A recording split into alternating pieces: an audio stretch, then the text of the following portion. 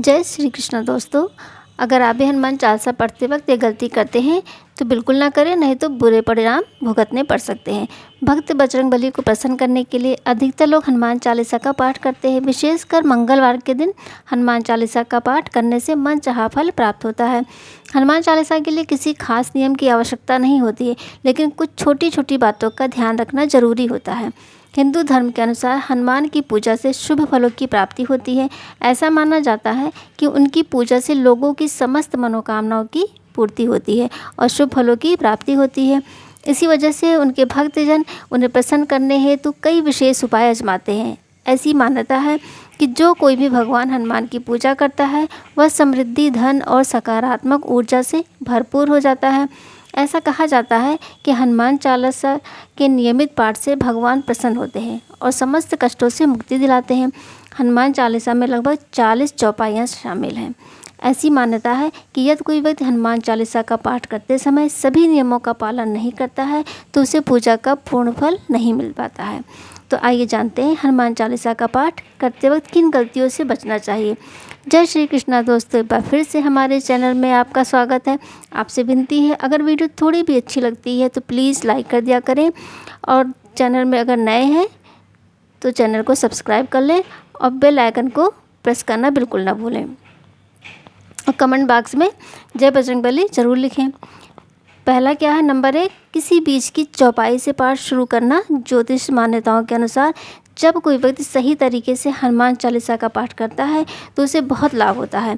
वहीं आपको कभी भी चालीसा का पाठ बीच की किसी चौपाई से नहीं करना चाहिए। यदि आप हनुमान चालीसा पढ़ने जा रहे हैं तो इसे एक साथ पूरा क्रमबद्ध तरीके से पढ़कर ही उस स्थान से उठना चाहिए।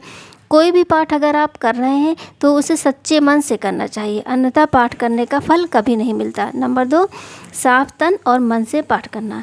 ऐसा माना जाता है कि यदि आप घर में हनुमान चालीसा का पाठ करते हैं तो हमेशा शुद्ध तन और मन से मंदिर में दीपक प्रज्वलित करके हनुमान जी का ध्यान करते हुए पाठ करें।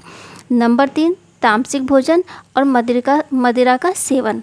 यदि आप हनुमान चालीसा का पाठ करते हैं तो सुनिश्चित करें कि आपको भूल कर भी तामसिक भोजन या मदिरा का सेवन नहीं करना चाहिए। ऐसा करने से आप हनुमान जी के क्रोध का पात्र बन सकते हैं। हनुमान जी बाल ब्रह्मचारी हैं, हमेशा मांसाहारी चीज़ों और शराब के सेवन से दूर ही रहना चाहिए, तभी आपको पूजा का फल प्राप्त होगा। नंबर 4, किसी से व्यर्थ का झगड़ा करना। यदि आप हनुमान चालीसा का पाठ करते हैं तो ध्यान रखें कि आपको भूल कर भी किसी निर्बल को सताना नहीं चाहिए और किसी से व्यर्थ में झगड़ा भी नहीं करना चाहिए। किसी का भी अपमान नहीं करना चाहिए और किसी के लिए भी अपशब्दों का प्रयोग भी नहीं करना चाहिए। नंबर 5, जीवन साथी को छोड़कर किसी अन्य से रिश्ते में बंधना। यदि आप विवाहित हैं और हनुमान चालीसा का पाठ करते हैं तो आपको जीवन साथी के अलावा किसी और से रिश्ते जोड़ने की बात नहीं सोचनी चाहिए। ऐसा करने वाले को कभी भी हनुमान चालीसा के शुभ फल नहीं प्राप्त होते। किसी विवाहित पुरुष को या किसी अन्य पराई स्त्री से संबंध नहीं रखना चाहिए। अगर कोई स्त्री भी हनुमान चालीसा का नियमित रूप से पाठ करती है तो उस स्त्री को भी अपने पति के अलावा किसी अन्य पुरुष से संबंध नहीं रखना चाहिए। अगर किसी व्यक्ति की शादी नहीं हुई है तो उसे तो पराई स्त्री से दूर ही रहना चाहिए। यदि कोई व्यक्ति हनुमान चालीसा का पाठ करता है तो उसे इस बात का ध्यान जरूर रखना चाहिए। नंबर 6, गरीबों और जानवरों को सताना नहीं चाहिए। यदि आप घर की समृद्धि के लिए हनुमान चालीसा का पाठ करते हैं तो भूल कर भी किसी जानवर और गरीब को ना सताएं। ऐसा करने से पूजा का फल नहीं मिलता है और घर में दुख बने रहते हैं। घर में नकारात्मक ऊर्जा का वास हो जाता है और घर से सुख समृद्धि हमेशा के लिए चली जाती है। नंबर 7, कोई अपराध ना करें और झूठ ना बोलें। यदि आप हनुमान चालीसा का पाठ करते हैं तो आपको किसी भी प्रकार का अपराध नहीं करना चाहिए। आपको किसी के साथ छल कपट करने से भी बचना चाहिए और झूठ नहीं बोलना चाहिए।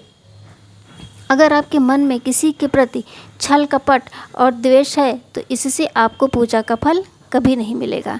नंबर 8, हनुमान चालीसा पढ़ने में जल्दबाजी ना करें। जब आप हनुमान चालीसा का पाठ करते हैं तब आपको कभी भी जल्दबाजी नहीं करनी चाहिए और कभी भी इसके किसी श्लोक का उच्चारण गलत तरीके से नहीं करना चाहिए।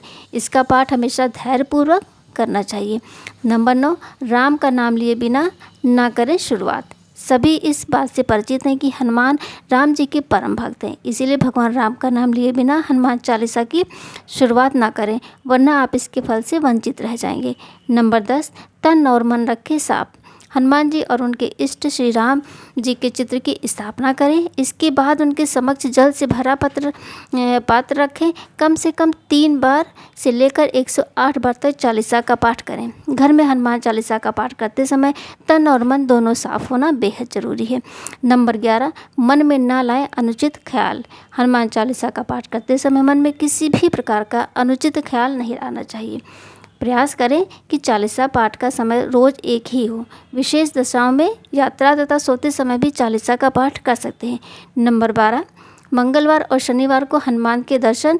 हनुमान चालीसा का पाठ करने वाले को मंगलवार और शनिवार को हनुमान मंदिर में जाकर हनुमान जी के दर्शन जरूर करने चाहिए।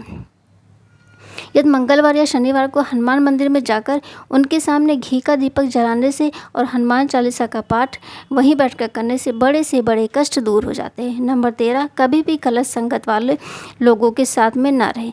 यदि आप हनुमान चालीसा का पाठ करते हैं फिर भी गलत लोगों की संगत में बैठते हैं, उनका साथ उनके गलत कामों में देते हैं, तो आपका पतन निश्चित है, इसीलिए ऐसे लोगों से दूर ही रहें।